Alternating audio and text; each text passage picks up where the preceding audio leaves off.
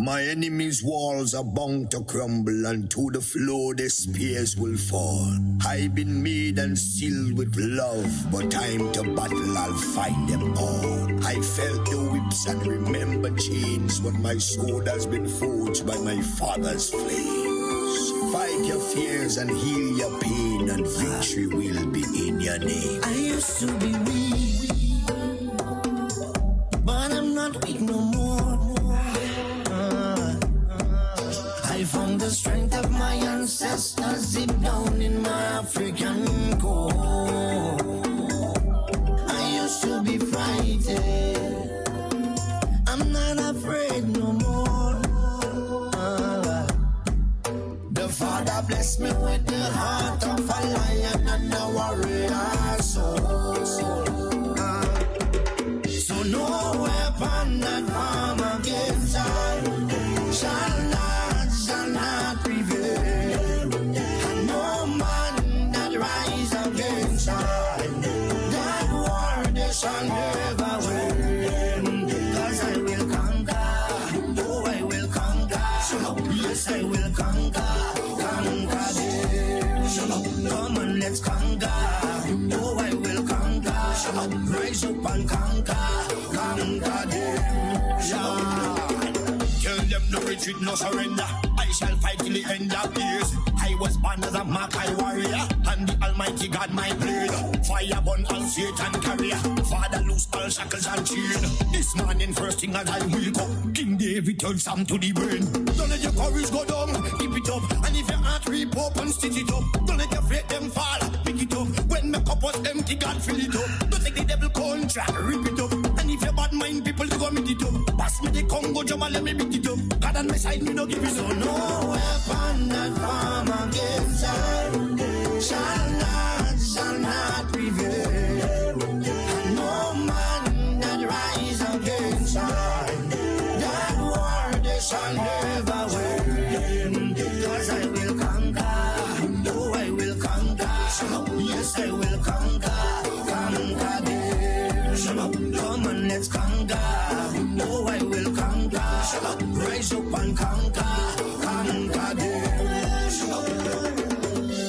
Thank you, Father.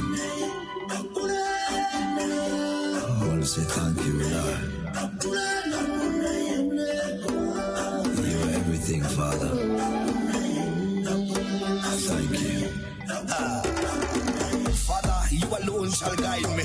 No man shall lead my path. In the wind I hear your quiet whispers, and you heal my broken heart. Even some of my friends turn enemies, and they pray for right to feel. And remember you gave us your only begotten son, but we gave him the wound of flesh. Send down your warriors with the hello, be carried down to the end of days. No matter how the devil try trick me, unto you my soul I will give. Father, I know this time is coming. I can see the high tide raise. Without you there is no other. Could it be that we decide? No weapon that form against I shall not prevail. And no man that rise against I, that war they shall never win. Cause I will conquer, oh I will conquer, yes I will conquer, conquer them. Come on let's conquer, oh I will conquer, rise up and conquer, conquer them. I am a man. I am a champion. I am a warrior. So who are you to tell me that I cannot make? Who are you to tell me that I am not the greatest thing that God ever created? An opportunity. Good morning, Grenada, Carriacou, and PG Martinique. You're listening to Hard Talk Grenada. A very special good morning to those of you joining us on 97.5 CitysoundFM, 89.5 CRFM, 91.9 and 91.5 RealFM Radio, 92.9 Sister Al Radio broadcasting from Hillsborough, Carriacou, and of course 94.9 We Noise Radio out there in Brooklyn, New York. A very special good morning to those of you joining us on the live video stream, whether it's on Facebook, YouTube, or Instagram. It's a pleasure being here with you this morning. I know it's been quite a week, and I believe this is our first program for the week. So it's definitely first live program that is with me being in studio for the week. So it's definitely a pleasure being here with you. Now with me in studio this morning, I have Mrs. Brenda Hood and Ambassador Clarice Charles. And their duty this morning, or what we're going to be discussing this morning, they're representing the women's arm of the new National Party. And we are going to be having discussions surrounding women. I know Monday was International Women's Day. And of course, because of other engagements, we were unable to have the interview then, but we're having it now because there is no specific day, or there should at least be no specific day for celebrating women. Women should be celebrated every day, all day, every day, in my opinion. So good morning to you, ladies. Good morning to you, and we're happy. I am happy to be here, and I'm certain Ambassador Charles is. Absolutely, yes. Absolutely. Now we are going to tailor our discussions around the celebration of women, and as we know, Monday was the international celebration for women around the world under the theme "Women in Leadership: Achieving an Equal Future in a COVID-19 World." And what a fitting theme, women in leadership.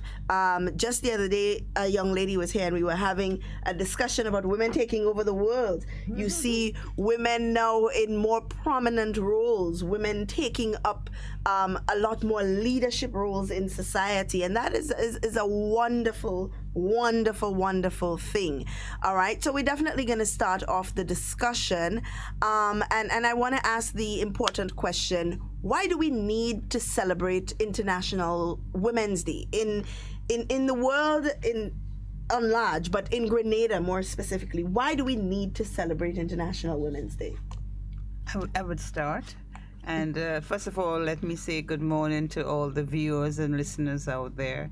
It is always a pleasure to be on this program, and in particular, as we celebrate International Women's Day. It was on Monday, and we are celebrating it throughout the week because, you know, I believe that women's achievements and the contribution of women need to be celebrated all the time. Yeah. It is important to celebrate the accomplishment of women because women over the years have worked very hard to get where they are today.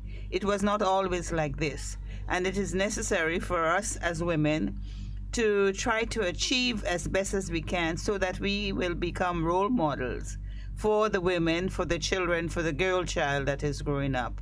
When you look around the world, we have women in all different spheres of society in terms of leadership. Grenada is no exception. We have women in politics at high levels. We have women in the public service. We have women in the healthcare. I mean, no longer can you look around and say you can't find a woman doing those important duties. And I think it's necessary because we want it to continue. We want us to be role models for our young children that are growing up so they too can become independent, and at the same time they can make a worthwhile contribution.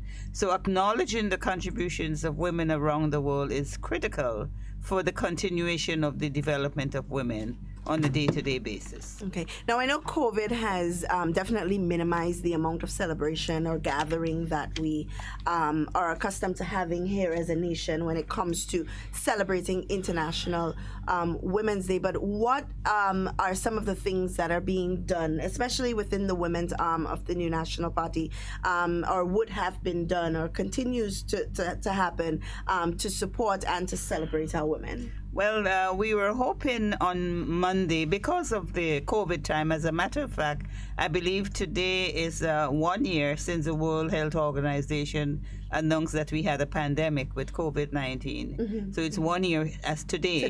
Mm-hmm. And there were so many things that we were hoping to do since last year, but because of COVID, we had to restrict the activities, and most of the activities that we have had over the past months are to deal, we have done it by Zoom, because you have to practice the protocols, you have to follow the protocols, the social distancing and all of this. So this is how we have been doing it. But what we wanted to do on Monday, and you indicated that we could not have had it because of something else, there was another event that you were involved in, is to recognize the contributions of 15 women throughout the length and breadth of Grenada, Carriacou, and Petit Martinique that are members of the new National Party Women's Arm, to acknowledge the contributions they have made to their communities and to Grenada, Carriacou, and Petit Martinique.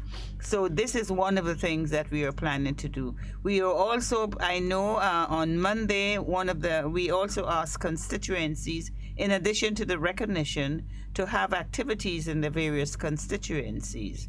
And I know there is an activity in St. Andrews. This is Minister Hosford's constituency this afternoon. They're having a health forum so that women can have a better understanding about the health issues that may be affecting them and what can be done. Because as you know, this COVID has created a lot of stress for so many people. So many people are depressed. And I think they need to be told and be, given some guidance as to what they can do in order to really function within this unusual time, because nobody prepared us for this COVID-19. Yeah. But we have to function and we have to live. And then on Monday, we attended business forum in St. Mark's, and that's the Minister Modest's constituency, where there were over 50 women present there, and there were 4 or 5 of us there, women and 1 man, talking about opportunities in businesses. Because we felt that, we have to move to a level now where women have to understand, in order for them to be independent, they have to start looking out for themselves. All right. Wonderful. Minister, you wanted to add anything? Ambassador? Well, I just wanted to go back to the first question, about leadership, women in leadership. Right. And I want our Grenadian women to understand that we are unique in that women in Grenada have always been in leadership positions, even against all odds. For example, we had Gloria St. Bernard, who was one of the first women mayors in the city of St. George when we used to have mayors. People don't know that. And we have had Miss Waple Ned, we have had Mrs. Benjamin in politics, Cynthia Gary. We have also had women in business in St. George's, like the Charles of Grenada. That was a most posh store, you can say, and it was run by 2 sisters. We had the Tamers, we had Julicita Julian, who had a guest house and a restaurant. We had one named Mrs. Adams. She had a guest house. We have Miss Sherman, Joy Sherman in Koyaba. We had Royston Hopkins' mother, who had her guest house. So, and apart from that, people look at women in leadership as people who are in politics or maybe in charge of something. But women are always in charge of their homes. Yes. And that is a leadership position. Absolutely. And as Mrs. Hood said, if these women are role models, they grow up a village and they grow up a country. Yeah. So the development of a country depends on the leadership of women, and it starts in the home. Absolutely. And the program that Mrs. Hood spoke about in St. Mark's was a very important program, and I wish that it can be emulated in other constituencies, because she was looking at the challenges in COVID and the opportunities in COVID times, and how women can be both emotionally and financially independent. Absolutely. That is absolutely wonderful. Now, the United Nations, the Women's Department, they spoke about women as heads of state and heads of government, and they alluded to the fact that women are heads of state of 22 countries, right? But only 24.9% of national parliamentarians are women. So they are saying that at the current state of progress, gender equality among heads of government will take about 130 years. Now, I say this to say that Is it a situation where we feel as women that we are not supposed to be in that place, or is it more a stereotypical thing, or is it just that we feel we are not being given or afforded the same opportunities as men? Well, the 24% that they are talking about, they are already looking at an international scenario. They are not talking about Grenada at all. And we are in Grenada, and I'm going to talk about Grenada. We're well represented. We are well represented. As a matter of fact, of the 15. There are 15. There are 7 in the House of Representatives. In the House of Representatives, and we have had a lot of women even before. Then you look at I think Minister would mention our PSAs, cabinet secretaries. You look at the credit unions, Arisa, GUT Credit Union, Communal Credit Union, banks are run by women in Grenada. So Grenada is a unique place. So sometimes when we look at United Nations statistics, they are already talking about other places, not Grenada. Grenada has really set the lead. Right. In the case of women. Remember, we were one of the first countries to have a woman as the governor. So Mrs. Hilda Baino, Dame Hilda Baino. We have to be proud. These are good examples. Absolutely. Now we speak about women running the home, and that is absolutely correct. And as Minister Hood alluded to, the women have been, it's been a year since we have COVID announced that, we're in a pandemic. And not too long after that, we saw the quarantine being put in place and so on. And that really affected a lot of homes. And when we speak about affecting a lot of homes, we speak about affecting a lot of women, because in most of those homes, we have a lot of single mothers. We have a lot of mothers who are breadwinners. And their jobs, in most cases, was affected by the lockdown and by the quarantine. And as you said, Ambassador Charles, it is important for women to understand how they can become financially independent even in the midst of a pandemic. Learning from this and learning what we can do, because this may not be the only pandemic that we come across. It may not be the only situation where we have to be financially independent, or where we need to find creative ways to make money. So I think you are absolutely correct that maybe all of the constituencies should implement that, and also the women's arm of the new National Party should play a very active role in making sure that is done, because we can do it. Because what we are planning, though, is to use St. Mark's as a pilot project. So as we develop St. Mark's and see what happens, then we'd use the same framework to move into the various constituencies. Because at the end of the day, we want the women in the constituencies to understand that they have to be independent. They have to look after themselves. They no longer can you sit back and say you're waiting on Mr. John to take care of you and your family. And it also makes it easier if both parties living in a home, husband and wife, boyfriend and girl, and they all contribute in. So this way you don't have to take the abuse that they may give you because you're not contributing. And now what we have to do as the women's arm is to expose them to the various skills, other opportunities that are out there.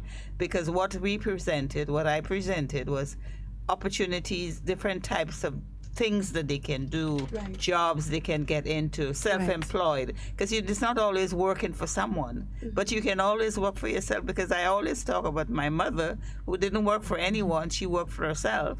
She was a single mom with her children, and she brought us up. And the fact is that she was able to do all these things, making the blood pudding, making the ice cream, making whatever it is, to be and this is a long time ago. So it tells us that there, as minister, I keep on saying Minister Charles, but I believe once you're a minister, you're always a minister. Well, in the United States, they continue saying President Obama, Senator Hill, the system is different. So I mean, the fact is that women have been in businesses for a very, very long time, and the women have been looking after their children. Maybe it has not been recognized, but now you're seeing. But coming back to what you mentioned about the COVID, so many women are unemployed because many of them were in the hospitality industry. Yeah.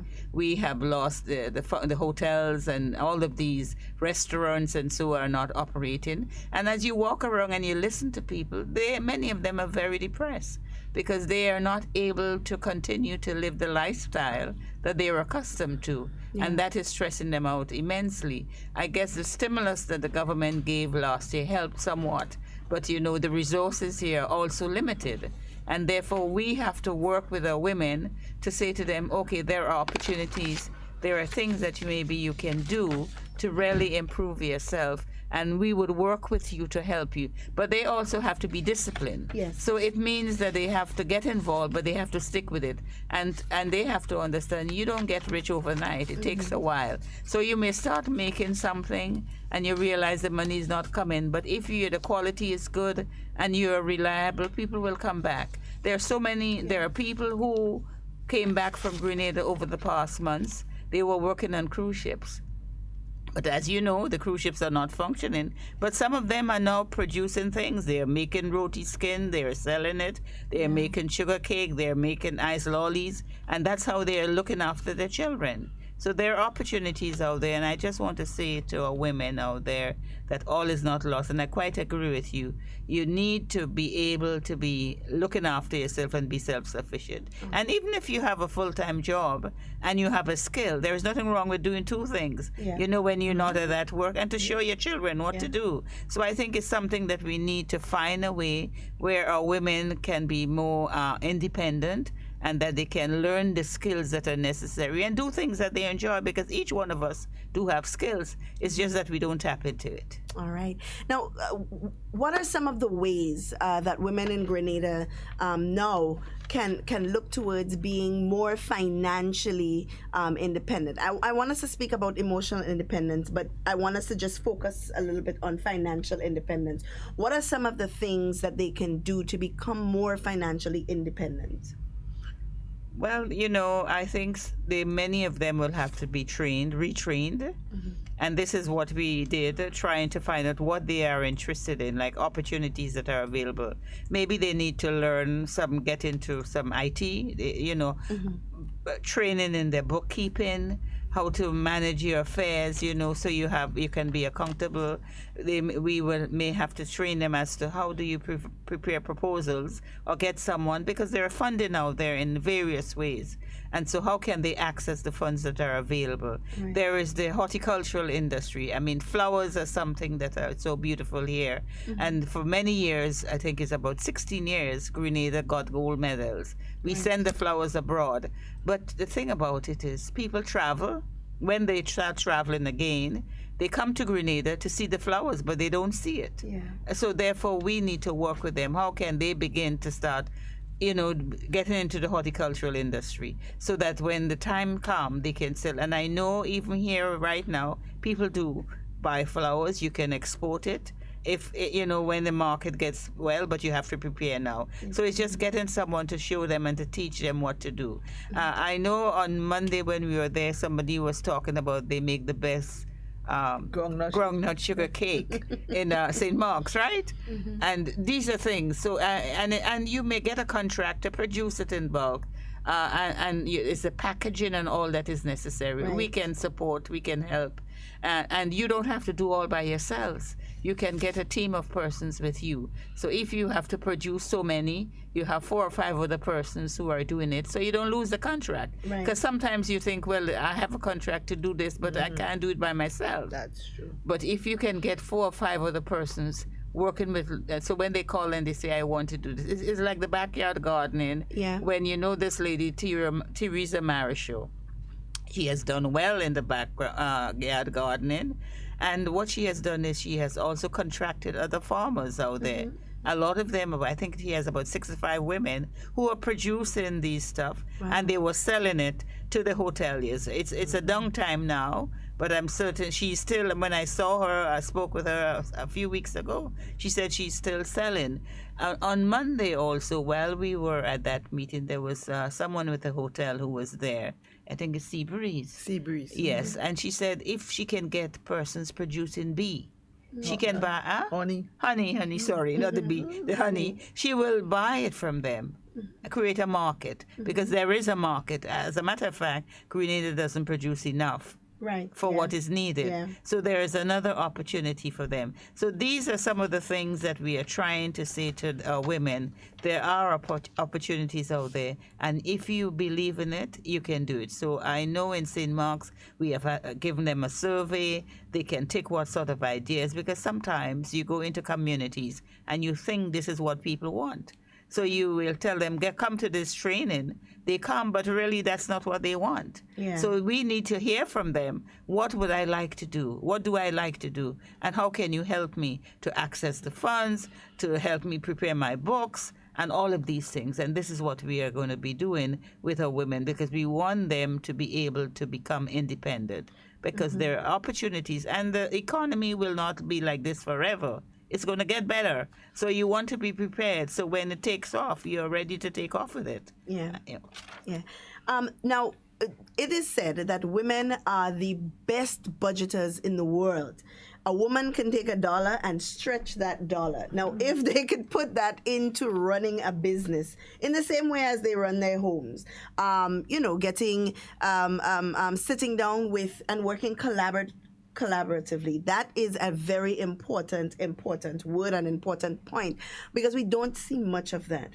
We don't see much women coming together and saying, as you said, I have an idea, but I need your help. I have an idea and I need 4 or 5 other women with me to meet this demand, or to meet and even tap into the international markets, because there's so much room out there for a lot of the things, confectionaries, and as you said, horticulture, and all of these things, all of these skills that our women have. There's so much room for that out there. But as I always say, the market is a place where you always have to be able to supply for the demand that is there. So you can't supply today and then next month you can't meet the demand. It doesn't work like that. You have to have a consistent supply to meet the demand.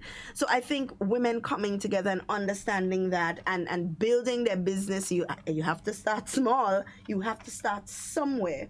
And I think that's what's important.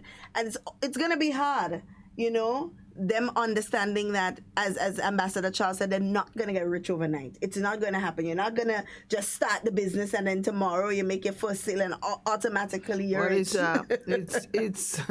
It's a lot of discipline, and you mentioned emotional independence. The issue is which comes first, the chicken or the egg? The chicken or the egg. Is it emotional and financial? Maybe it's emotional first, because you have to believe in yourself. Yeah. You got to believe in yourself, and you have to know that you have a talent, that there is something in you, that you are special and you have some kind of talent. If you don't believe in yourself, you're not going to do anything. And it goes back into even our education system. We have been taught to write an application for a job. We have not been taught to create a job. So that has to start somewhere. So you believe in yourself. You decide, okay, I don't have to depend on anybody. I have to depend on myself, because governments come, governments go. Representatives come and go, but you will be there with your children. So what do you do to make a living? And how do you have the discipline not to go into the box and take out $5, buy fish when it's passing, take out something, go and do your nails, take out something, go and do your hair? It is a discipline. So although you might have $5 and okay, I have to let that $5 stretch for the week, they can do that. But if they have $100, they don't realize that they have to remove 80 from it to buy the raw materials to prepare for the following week. We have to teach people to be creative by looking within themselves, because there is always something within us that we can pull out of. Right. And I think on Monday I mentioned that there was a young lady from Montparnasse, Lorraine, who came back from the cruise ship. She never asked for government stimulus. She never complained. She never asked anybody one question. She went. She thought about, what can I do? She registered a business. She went to the Bureau of Standards and they helped her with her labeling. and she is packaging now cassava chips, breadfruit chips, sweet potato chips, all sort of chips. She sent me some samples, and I was surprised in that short space of time that she was able to come back and is producing.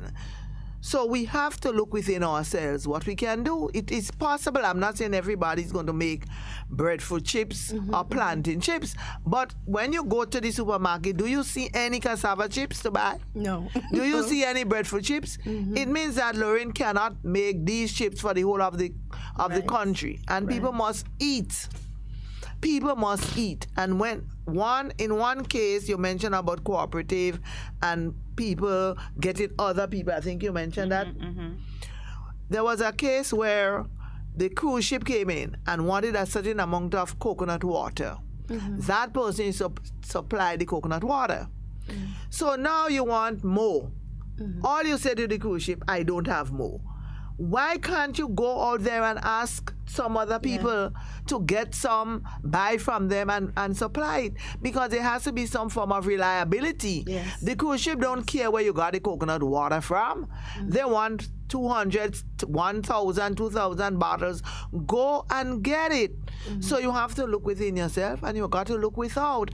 But it is a whole retraining psychological process in this society.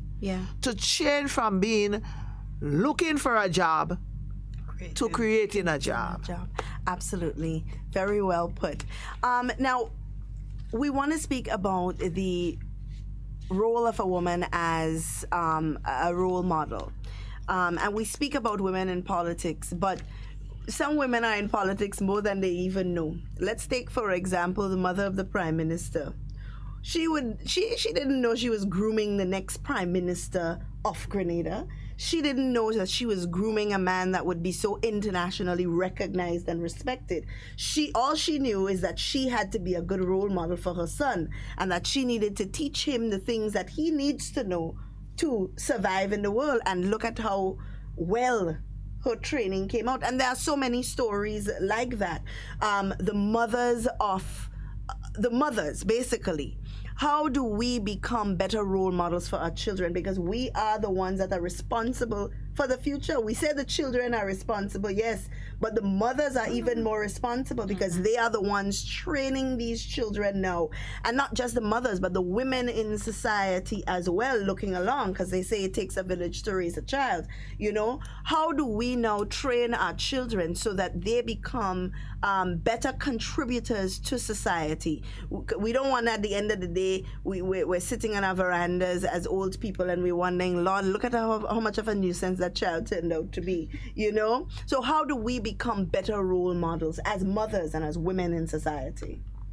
Well, you know, I think one of the things I believe is that you have to be a disciplined person. If you're a disciplined person, then your children would be disciplined. I mean, they see it.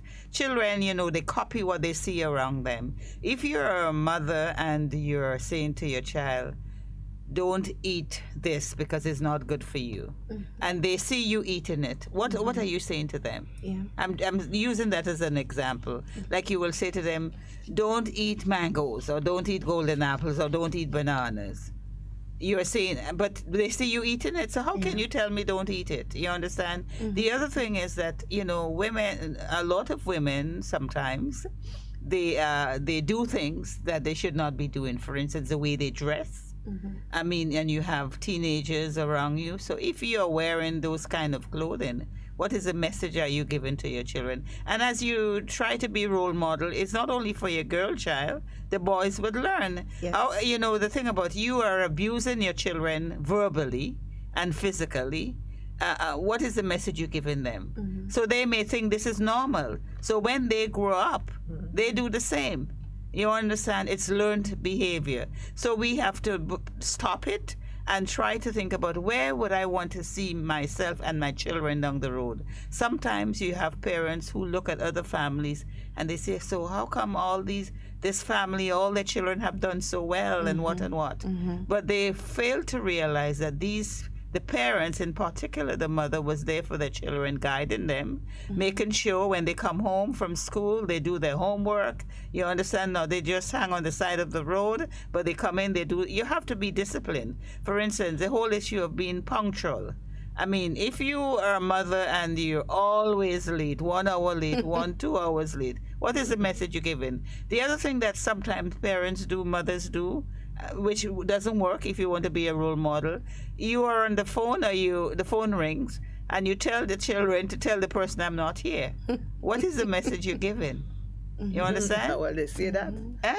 Mommy says she's not here. Yeah, Mommy you says she's not understand? here. Depends on the age of the child. So you have to set the goals, you have to set the rules, and you have to talk with your children. You have to have a regular conversation with them so that they understand, these are the things that are acceptable, these are the things. And I always say, my mother always said, poverty is not a crime. What it does, it builds character in you. Right. So as a parent, okay, you might be poor, you may not have all the riches or from the neighbors, but at the end of the day, you show love to your children and you're disciplined in the way that you want them to do the right thing. There was a saying a long time ago, you have to lift your parents' noses, right? Yes. Whatever you do, you must lift them. You don't do any things that will embarrass them. And I'm saying this too, I know that you have a lot of men who complain about it's always about the women, but also when you have a mother and a father in the house, or even just a single mother doing the right thing, the children would learn. So if you have boys, they would learn.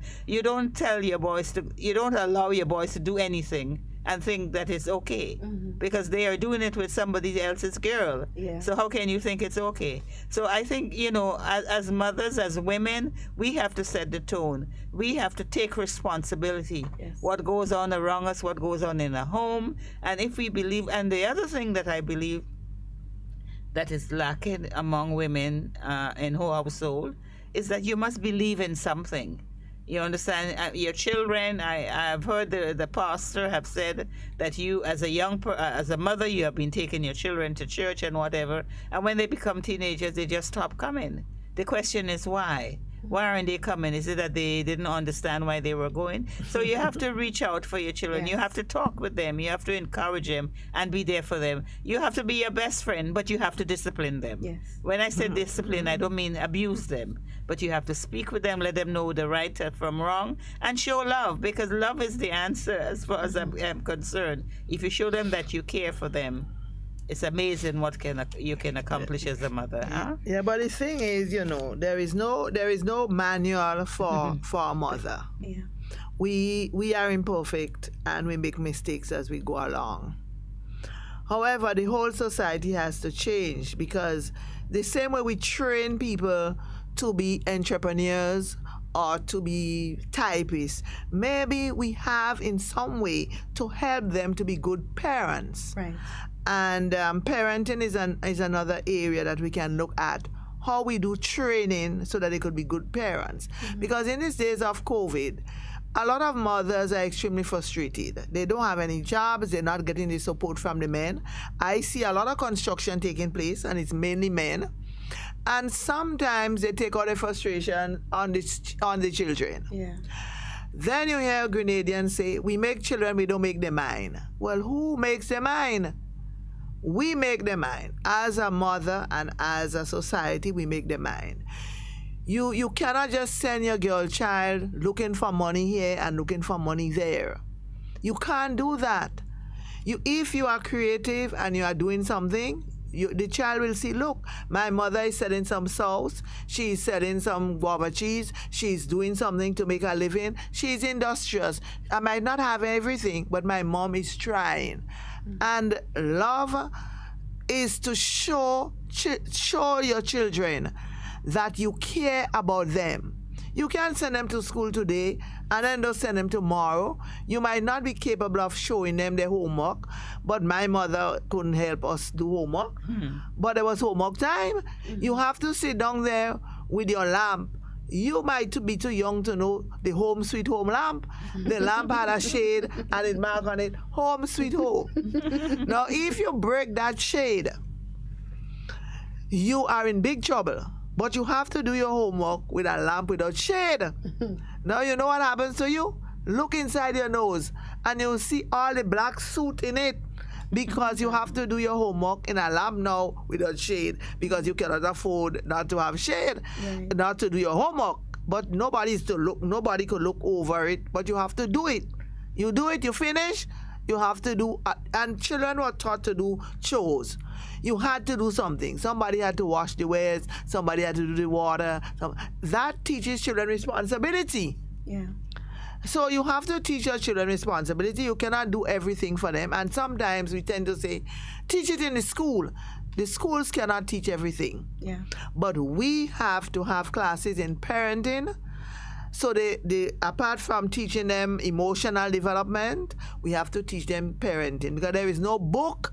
Yeah. And sometimes people, they beat out of love, they say.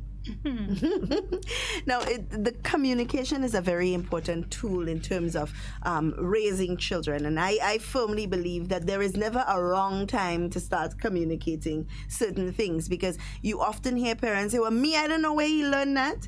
He should not have to go out there and learn anything. It must be a conversation that you start. And I think we need to break this this cycle, this mindset where me, it has certain things that are taboo that I'm not going to speak about with my children. And then they go outside and they learn a different version of it.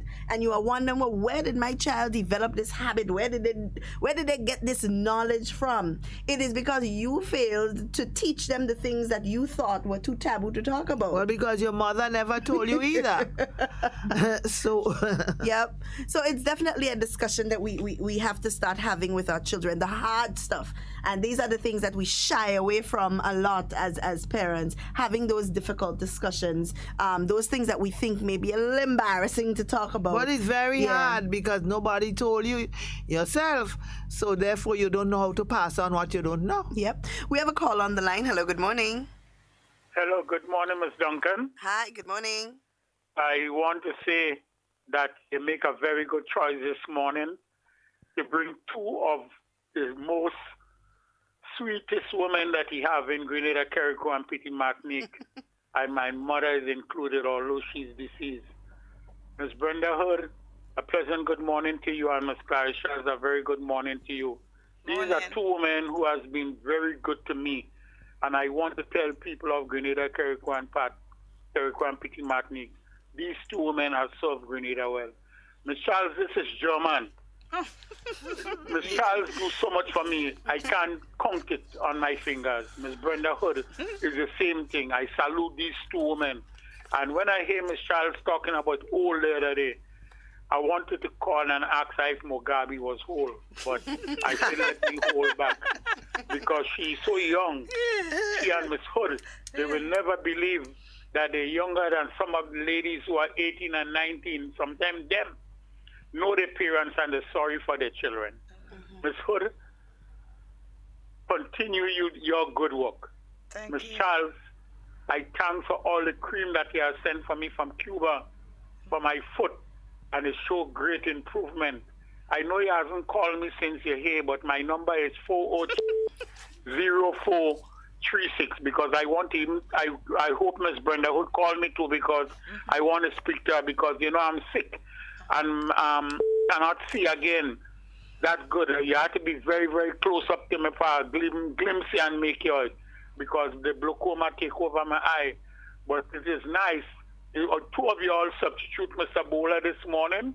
I think that's a very good replacement for this morning program to have two of the best women in Grenada who serve Grenada, and they are honest. And so when I hear some of the people on certain radio station talking about Miss Clarissa Charles, tell them I say the next injection they go create is for the mouth. Leave the women and them alone. Right? Ms. Duncan, if you want to be a very good person in this society, take an example of these two young, ageable women. You understand? So tell them don't talk nothing about old. They can serve and they serve great well. Yeah. Thank you. I hope both of you make sure and call me anytime to you all convenient. All right. Thank you so much for your call.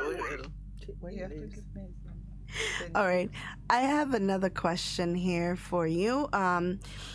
How do we see the role of women in the future development of Grenada, especially those who we consider ordinary? Just hold on to the question because we have a caller on the line. Hello, good morning. Hello, good morning. Hi, good morning. And to my beautiful ladies, hard-working ladies, I want to greet and congratulate each and every one of you and the women of the Carriacou, Martinique, and by extension the world. You know, saluting you women on International Women's Day. Good topic, good discussion. I just want to add my 2 pence, you know, when you look about the situation that exists now with the COVID, what had happened to us. There are many things that, you know, might be good, but there are others again that not too good with us. But as our people, you know, we need to cope. We need to cope with the challenges. And therefore, I urge, you know, and I want to join the other speakers, you know, in encouraging our parents out there, especially our women folk, you know. Try to get your kids under some spiritual connection to have that spiritual base. Because you see, when you look at the temptations in the world, in the society, you know, we alone cannot do it. But God is the helper, you know, and yield, the little song say, yield not to temptations. And the only how we could overcome if we trust in the Lord and Jesus Christ be our helper. Also, I want to say that I remember in the revolution we had the CPE program with each one teach one. And now we are in this technological world, IT. You know, many of our sessions, public education programs, and so on, and the world heading to via Zoom. So I believe we should encourage our women and our children, because many of the children, many are in secondary school, many are, you know, they know, and they know how to use the technology, how to get Zoom and so forth. So I believe that we should also encourage them as a family working together to the mommies and dads could learn from the children and build that kind of connection, that love and that spirit in this time so that we move on, because the only God that knows the future. But if we have and place our trust and confidence, hope is there and he will deliver us. With what? The help of the government and our people, the churches, society. But we too have to make that fundamental, you know, we have to fundamentally take control and be disciplined, take control of our lives too. So if every family do something to help themselves and their children, we're going to have a better world. Thank you. Have a good day. Thank you so much for your comment.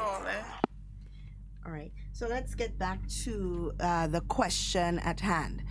How do we see the role of women in the future development of Grenada, especially those who we consider ordinary? Yes, I look at the word ordinary. It's very important. I put out the word ordinary, and I'm saying to myself, I wonder who is ordinary. Who is ordinary? Because we are all ordinary in some way. Yes. Because a lot of us women think of ourselves as incapable because we have been told so. Mm-hmm. We think that we are not good enough because somehow we have been told so. And it goes to the role model that you're talking about. The role model either comes from the house, it comes from our teachers, it comes from the society, and it comes from different things. Either they look at your hair, the color of your skin, or where you come from, and somehow it tells you you are not good enough. And therefore we have to do that training Mrs. Sue talk about, to teach our women, you are good enough. You are good enough for anything. every woman cannot be a prime minister, a minister, a nurse, a doctor. But every woman can contribute to the sustainable development of her household and Grenada. Every living woman. If you go to the Bible, it says that we all have talents. Some have more than others. But we bury our talents. And that is why the richest place is the cemetery. Because all the talents are buried there. And we want to teach our women, especially, and this is an opportunity. Sometimes you have a pandemic, and yes, there are lots of challenges, but beyond and below the challenges, look, and you're going to see the amount of opportunities that are there just for us to use our talent. So women are not really ordinary. They are just uniquely different. They are just specially different. Right? And they just have different talents. I just wanted to say, I totally agree with Sister Clarice, because, you know, in every community in Grenada, I'm certain you can go and you can find someone. Maybe you don't know about that person, but someone that is doing wonderful work among the community people, among the things that they give back. And I think a lot of the times you don't know about them. You don't hear about them. You only hear about the ones that are perhaps in the limelight. Right. And they're the ones that keep the communities going. So, and this has happened traditionally. This is nothing new. And I believe what we need to do is in here, and we will continue to do it, we will do it at the Women's Arm, is to keep on recognizing these women who have made a difference. You don't have to be a dentist, a lawyer, or whatever. You can be just someone who has, you can be a farmer, you can be someone who is just going like a maid, taking care of someone, an elderly person, but you're doing a wonderful job. Yeah. And if you speak to that person, they wouldn't want you to leave at all Yeah. because of the treatment you're giving to them, how you're training them, and the love that you care. A lot of the time is the relationship that you build with the individuals that you interact with, and the love that you show. A lot of the times is not money, you know, is what you do, how you care about that person, and how you make that person feel. Because sometimes, depending on who you are, the way you treat another human being, you know, it's awful. But if we begin to start to show love and begin to understand and accept and appreciate what people are doing in our society, we will lift the bar for the women of this society. And what is wrong with us saying to the rest of the world, the Grenadian women are making a difference. Yeah. We are making a difference in the lives of everyone. Our communities are doing. I know many years ago, there was a lot of volunteer work and a lot of people, self-help they call it, and people would go out and do for their neighbors. They used to build their homes. They didn't get a contractor, but they had maroon, and this is how they build their home, because the community came together. So we need to see more of this happening. So we, you know, so you have a drain in front of your house. It's blocking your driveway, or the water is coming down, but you don't do anything about it. You're waiting for someone to do it. And this is it. Communities need to come together and also recognize there's an old lady in the community. She might be 80-something. Just before Christmas, we did some food hampers, the Women's Arm, for 15 women. No, we gave 2 for every, so it was 30. Grenada, Carriacou, and Peter Martin for the oldest women. Okay. So we had 100, and the oldest person was from Carriacou. You understand? And it was over 100. Can you imagine? Mm-hmm. And I believe she's still around. Yeah, she's still alive. She's still alive. You understand? And they tell me that she... So what I'm saying is, so you go into the community, you have these elderly people who may not have their children around, and they may be, all they need is for you to come and say, hello, how you doing? You comb their hair. It's an opportunity to learn for a from job, them. too. It's an opportunity for a job. To, you know, because sometimes they want someone to clean the home. They want someone to sleep with them in the nighttime. There are opportunities. And no job is not good. Yeah. You know, you have to take pride in what you do, regardless as to what you do. Because at the end of the day, we need everyone to keep the country going. Yes, you understand? Yes. A comment on the live says, the power of a woman is unique and powerful, and they don't know it. Look at the women in the Bible. Very powerful. Now, at this time, I know we have some, the Women's Arm has some tributes to do, which is something that I think is wonderful. Just recognizing women in the different constituencies for the great work that they do. Because as you said, Mrs. Hood, that everyone needs everyone. There is no job that is too little. There is no job that is bigger than any other job. It's a cycle. We all need each other, you know. So I know you have some tributes that you would like to make. I believe it's 15 tributes. I'm not sure if it's more than that, but I want to give ample time for that to be done. And then I guess at the end, those people calling, we can take those calls afterwards. So who would like to begin? Well, I only have one, so I could begin and finish. No. She's going to do more than one. Because I only know one. And I like when I'm speaking about a person I know. Mm-hmm.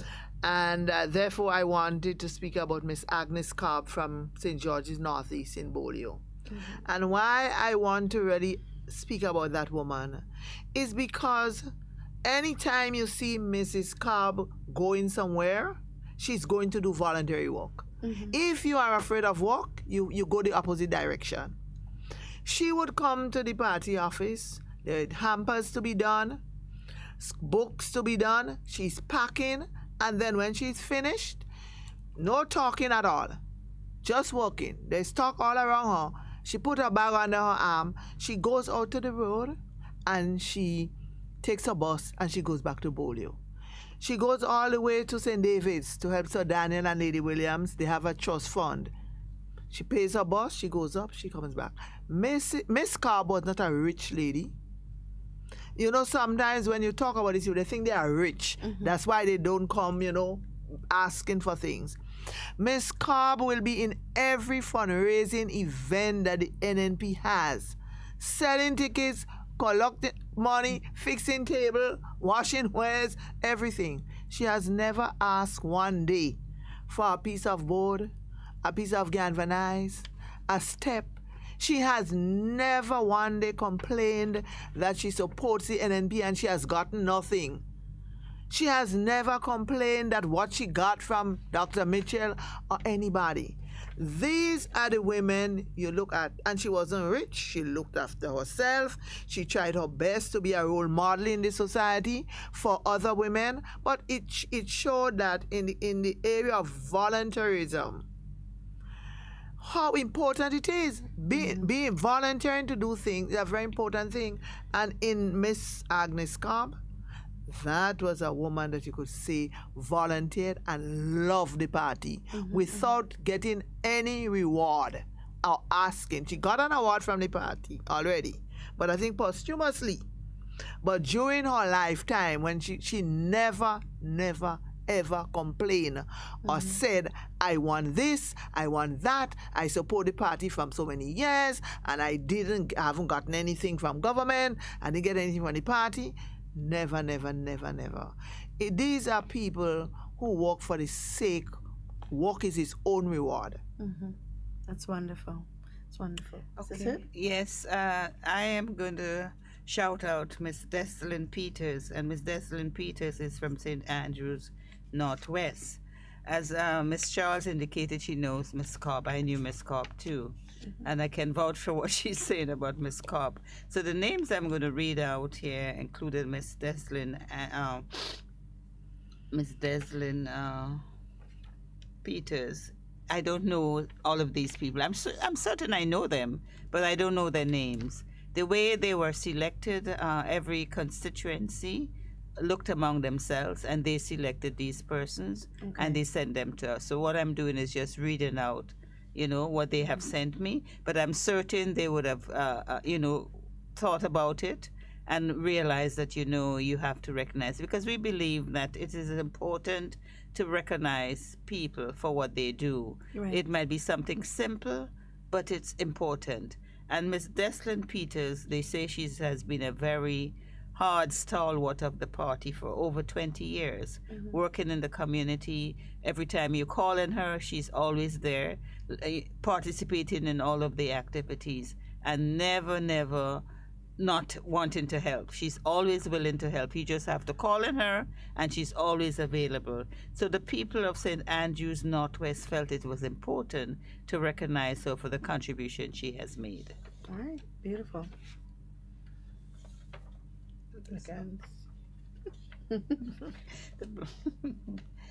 Okay, the next person that we are going to be highlighting here is Miss Agnes Banfield. And Miss Banfield is from the St. Andrews Southeast. So this person is from St. Andrews Southeast.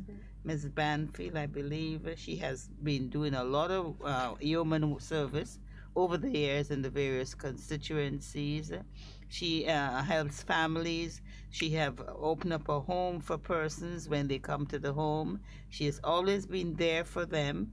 She always willing to reach out and never say no. You know, there are people who never says no. They're always willing to help. And her heart is open. The people of Southeast St. Andrews is of the opinion that Miss Banfield should be the person selected at this time. So we salute you, Ms. Banfield, for all that you have done for the people of your constituency and continue to do so. Okay. All right. We'll probably take some calls in between because there have been some people calling. Because I know it's a lot of reading. I know it's a lot of reading and it's a lot of people. So for those who are calling to contribute, and this is something that we'll try to do ever so often so that we don't have such a bulk all at once. Yes. That we try our best to salute the people who are doing, and there's so many women out there doing so much work that just goes unnoticed, you know, or just noticed within the circle that they are in. So let's take this call. Hello, good morning. Hello, good morning, my sister Duncan. Good morning, Miss Jacob. How are you? God, you should say Miss Jacob, girl, not yet. What happened to you? Eh? What happened to you? Nothing happened to me. Uh-huh. Nothing. I find your song in bright and vibrant this morning. I find Hey, what do you, girl? That's I better. could raise up the house and go with it. I feel I could raise up the house and go with it. Well, that's better. That's the Miss Jacob I know. I get my thing yesterday. Oh, you did? And again, you have a wonderful, a blessed, I don't know how to put it. A day inside she house now, lie down on my bed, talking to you. But Miss Jacob, you got vaccinated yesterday and you sung like this today? Well, Miss Jacob, you do better than me. Well, that's no, this thing, and Sister Charles, good morning, and my beautiful, handsome Sister Brenda Hood. Yes, good morning. Good morning. That vaccine is giving her youth. Exactly. More than you too. I could come and raise my sisterhood because I know where she stays. And I'm borrowing all those buses. They had to let me and sisterhood pass, and I don't take in bus to bring her home, you know. I bring her home on the back.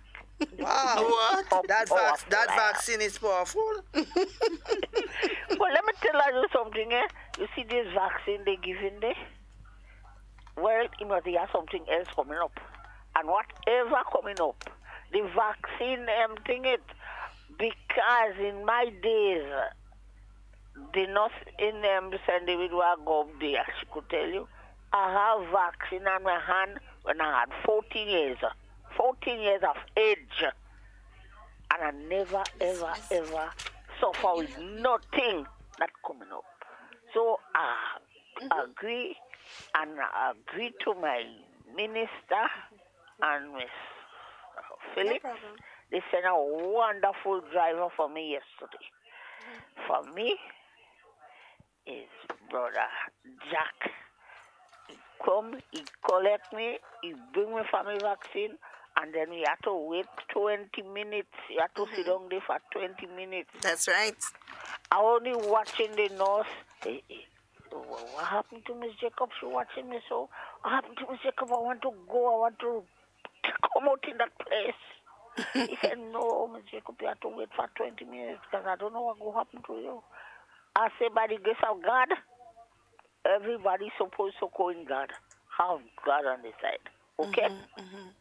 So I'm begging, Sister Brenda, you take yours already, darling? Yes, I did, madam. 3 over 4 weeks ago. Eh? Yes, I did. Well, I go back for my last on the 5th of May. Great. Yeah. So tell all your friends to make sure that they take the I'm vaccine. telling them that some of them don't want to hear. You have some of them I tell yesterday, they say they were taking it now.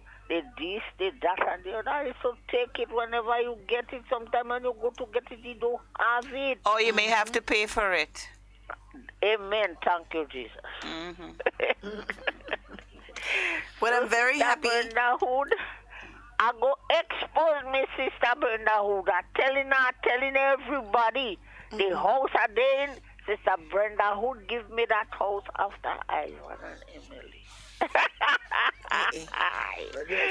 at that. Sister Brenda Hood, you wonderful. I'm telling you. You're real nice. You do some good thing from me. And I don't forget it at all. I'm bigging you up right about now. All right. And we go tag this evening, darling. All right. And sister, the other one. And are you enjoy your blessed self? And You not too. study people. Okay? Go and take your vaccine, please. Take it. It is very good. I have 73 years. And nothing happened to me. Oh, amen. Take it. And you didn't have any side effects. Look at how No, I don't lovely have and no vibrant kind you of side sound. effect whatsoever. You do better than me, Miss Jacob. You I'm go have embarrassed. headache, you go have fever, you go have, in the name of Jesus and Our Lady, just have them in your heart, please. Yeah. And they go take good care of you. Please, please, please. So, Sister Brenda and Sister Charles and Sister Duncan, you all have a wonderful and a blessed day. All right, you too. Okay, Amen, Sister, amen. God bless you all and I love you all. All right, you too. Okay, bye-bye. Yeah, well, Miss Jacob do better than me. I'm a little embarrassed because I wanted to say something about Miss Agnes Banfield. I didn't. Can I go ahead? yeah, go ahead. Yes, I was speaking about Miss Banfield, but you know, Miss Banfield went to the University of the West Indies. She's a registered nurse, now retired. And I guess this is where her love came from because, you know, nursing is a profession that you have to have love You do. to be in You that do. profession. And, you know, the people in the community have benefited so much from her. And, I mean, she retired from nursing but continues to assist in the community. So I want to say thank you, Mrs. Banfield, for all that you have done for the people of Grenada, Carriacou, and Petit Martinique. All right. So I'm going to do a few because they're quite a bit and some of them are a little lengthy. So in the interest of time, I'll assist you and I'll do some. So the women's arm of the New National Party would like to recognize Miss Erlene Millet from the St. Andrew Southwest. She's a mother of 7 lovely children, 4 boys and 2 girls. At the age of 56, Miss Millet has been living in Harford Village her entire life. She has been an active member of the New National Party for the past 24 years and is a member of the St. Andrew Southwest Women's Arm and continues to make a valuable contribution towards her constituency and her community. She's very cooperative, hardworking, energetic, and outspoken. It's my distinct pleasure to recommend Miss Erlene Millet for her outstanding contribution and continued support towards the women of the St. Andrew Southwest Women's Arm. We have a caller on the line. Let's take this call. Hello, good morning. Good morning. I'm calling the program this morning. Good morning. Morning. Shall I just hold on? I know. No, go ahead. You're live already. Okay. Yes, morning. I just have 3 suggestions that I wanted to make to the program this morning. So shall I go ahead? Yes, go ahead. Yeah. from one year to the next, we look at emulating women and talking about them in Grenada just around the time of International Women's Day. And then when it actually comes after the week or so, it's forgotten again until the following year. And I would really like to challenge at least this program, our program, the new National Party program, to name at least one woman every day, or at least 3 times a week, for the rest of the year, so that it leads all the way up to that, because there are enough women, as Her Excellency Clarice Charles just stated, and Mrs. Brenda Hood. There are women in every constituency all around the place, from the homes, etc., doing great work. And some of the women, for example, that were named this morning, the younger people in our midst don't even know who they are. They've never even heard about those names. So it's really a part of education, history, getting people to emulate other people, to follow their ways, and to do some further research and find out who they are. So that also helps to build people and to build character. The second one, when you think about information technology in our schools, parents having to work with their children at home and so on, wouldn't it be wonderful if in every constituency, 2 women over the age of 35, I'm not thinking about youth because there are plenty of opportunities for young people. They just need to avail themselves of it.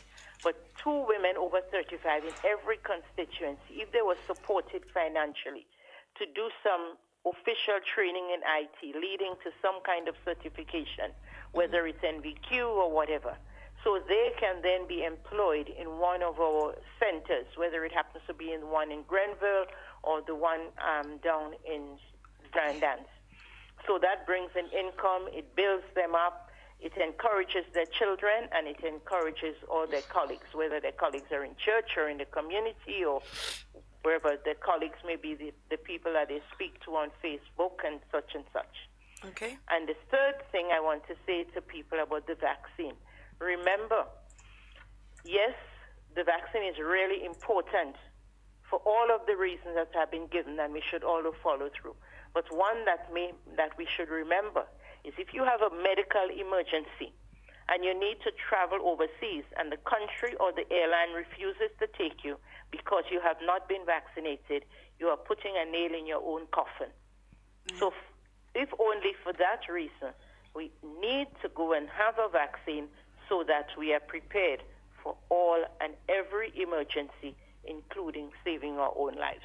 Yeah. Thank you for taking my call. Have a great day, ladies. You as well. Thank you.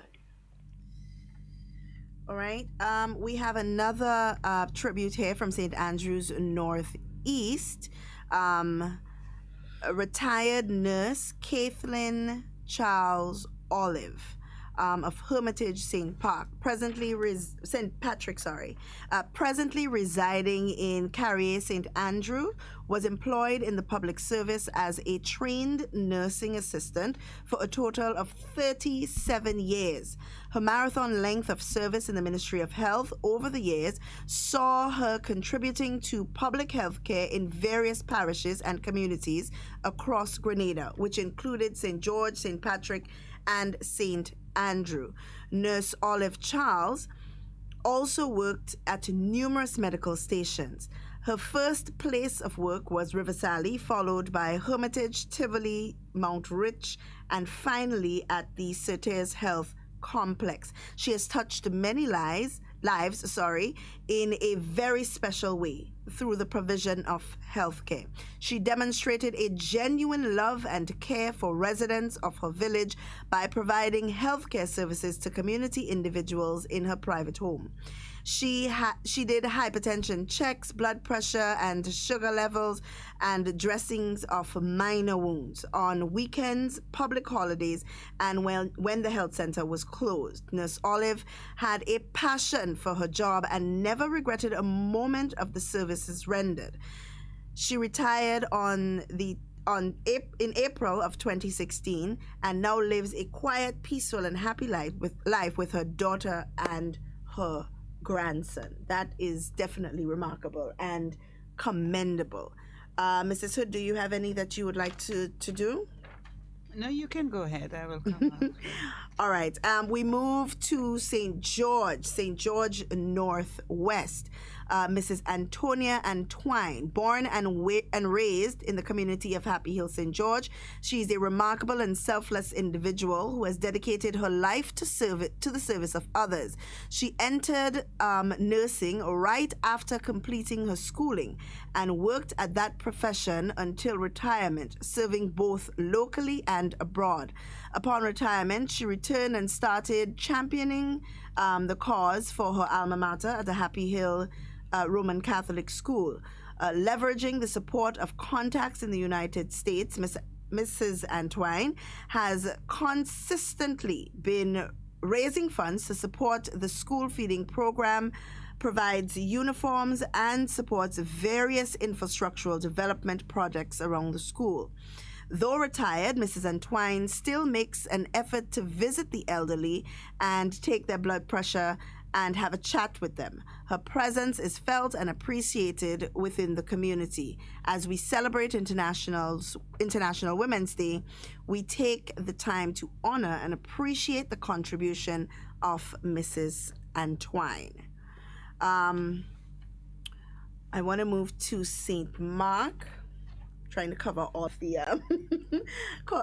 all of the constituencies.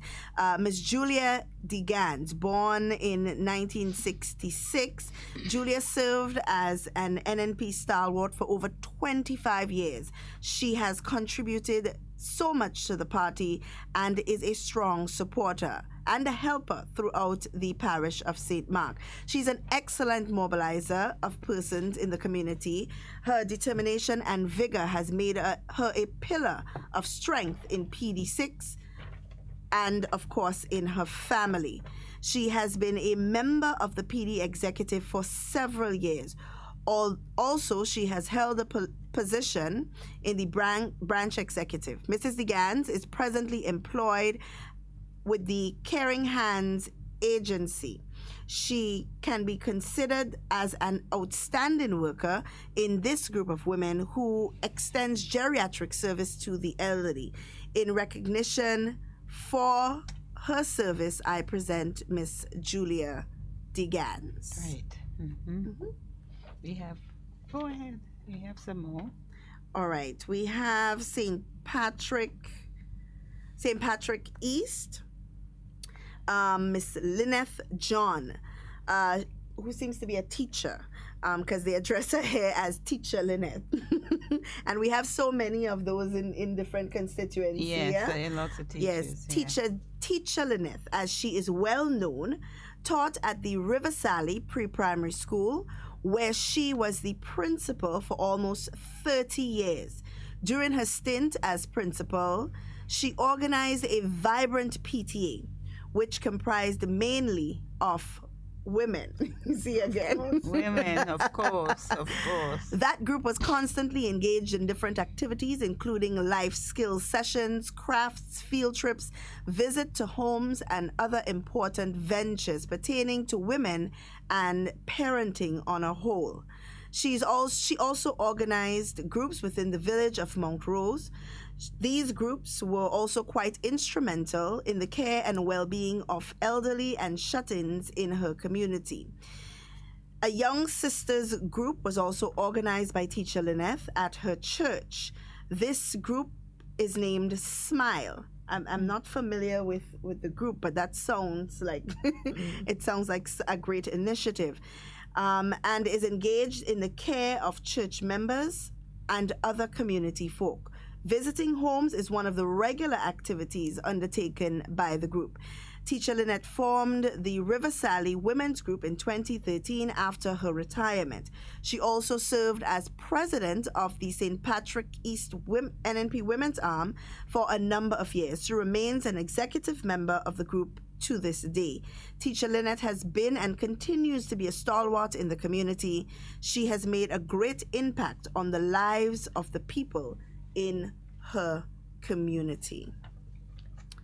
I think I have one here. Go ahead. Yeah. Okay, and this is Mrs. Shirley Robinson, and she is from Sota, St. Patrick's West.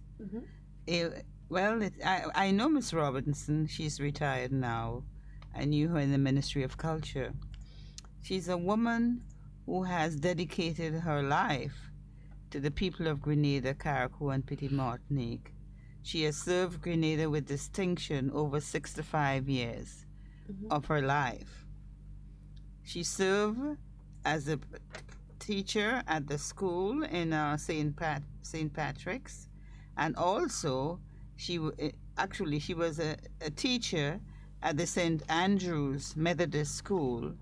Later in her career, she became a principal of the Happy Hill RC School and the River Sally Government School. Her greatest contributions, though, came when she was transferred, when she was working in the Ministry of Education and Culture as a Chief Cultural Officer, where she was instrumental in the formation of the National Folk Group. And I'm certain many of you who are listening to this program would have known about the National Folk Group. They performed all over Grenada. I believe they even traveled throughout the world. The River Sally Arts Festival, a Carol by Candle Nights, she was instrumental in that. And the school broadcast, to name a few. She had a school broadcast. After retiring, she continued doing the volunteer work that she's accustomed doing, which she tried at one time to restart the folk group, but I guess it was kind of difficult for her. In her parish, she has done a lot of great work, supporting the people of St. Patrick's, continuing to do whatever she can in the cultural arena, and now she's at home, but I believe this recognition today is very good for this person who have done so much, who have given over 60 years of her service to the people of Grenada, Carriacou, and Petit Martinique. All right. We have from St. George Southeast, Miss Lucy, Wendy, and Diane Lett. It's a lot of names of Hopevale, St. George. She is known for her generosity, love, and kind-heartedness in giving to the less fortunate throughout the country, including in Carriacou and Petit Martinique.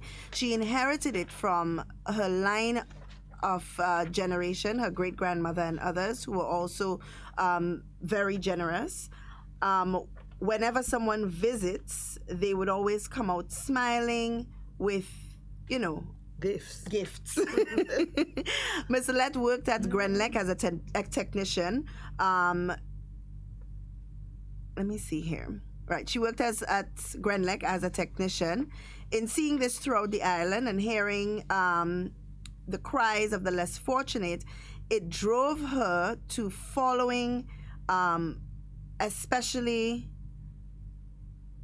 in that line that her family took. She gives food, clothes, wheelchairs, walkers, walking sticks, school items. She helps construct homes for those who cannot afford to pay the workers. And she does whatever she can for the less fortunate. She is surely a good soul.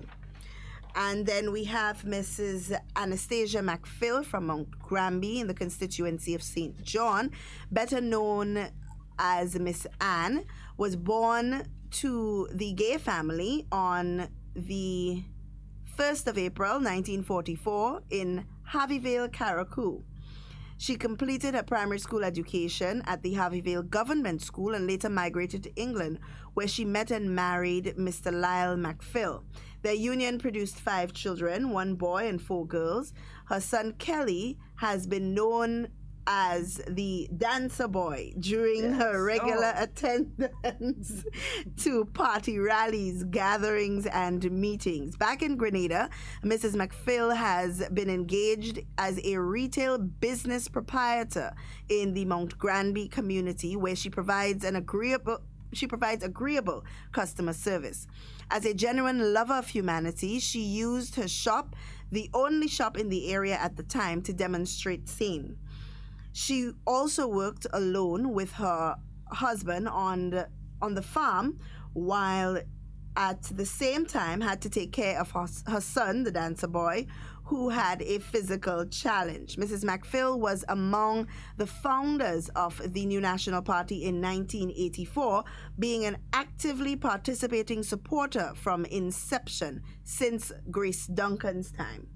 Mrs. McPhail, as a coordinator, mobilized the Mount Granby community for NNP meetings, rallies, and for creation of village groups. Mrs. McPhail was unrelenting in her resolve to support the party. She worked with all the St. John candidates who contested the general election from 1984 to present. Mrs. Clarence Charles, Mr. Bedeau, and Mr. Alvin Dabrio. She was a floor member of the National Women's Arm when Mrs. Mitchell was the president. Mrs. McPhail actively participated in the group's fundraising efforts for the building of the new hospital. Mrs. McPhail is always warm, and while sometimes she claims that she has been neglected, she never fails to be accommodating and a genuine source of support. So we salute you, Mrs. Anastasia McPhail of St. John. And last but not least, and I saved this one for last because it seems to be very lengthy. just let me say that I believe some of them, some constituencies didn't send. We didn't receive. We didn't receive from all. So what we will do, my suggestion is like next time, or when you have the show, we can just keep on doing it. I like the idea of acknowledging them ever so often. Absolutely. And this one is from St. David, and because St. David is known as the big parish, I thought it was St. Andrews. They decided, they always say they're the biggest parish. Oh, they say that. Yes. Oh, you population. Yeah. So they decided that they were going to send the big one. Yes, the biggest tribute. And this one is for Anna Marisho. Anna was born in St. George, Grenada on March 26, 1960. As a young girl, she attended the St. David RC School. She grew up to be a wonderful mother, daughter, friend, community advocate, and caregiver. She has always been a simple person, very pleasant and compassionate. She is a devout Christian and raised her family with her religious morals. Amid all her trials and challenges, she never forgot her top priority was her faith in God and her family. She is the mother of 4 and grandmother of 8. Apart from raising her children, she has been considered a second mother to many people and has never refused her home to anyone. Coming from a challenging upbringing, she understands what it feels like to go hungry and therefore will do anything to assist everyone, including strangers. She organizes meals and aids for elders in the community. She loves people, a love which is reciprocated by all. She is hardworking and has worked her entire life while raising her family. She is a woman of many skills and can be considered a hustler by local standards, but professionally, she is an entrepreneur. She is very generous a generosity which is not extended only to her community, but to anyone who needs a helping hand. She did not give back monetarily, but through love, assistance, visits, support, words of wisdom, advice, and in her warm, loving smile. She's a powerful figure in her own rights, simple, special, and gracious. A passionate community advocate with the ability to provide support and resources to others. She takes pride in engaging in community building projects and activity, which includes coordinating works of art, with ART, which is the Agency for Rural Transportation, a member of the Red Cross local group. Transformation. Mm-hmm. Okay. A member of the Red Cross, the local group, coordinating resources for Hurricane Ivan Ivan's relief, and campaigning for her favorite party, to name a few. For all the good that she has done throughout the community, she has truly most excelled as a mother. As a mom, she has not only provided food and shelter for her children, but has ensured to provide a loving home. During tough times, she has bent but never broke.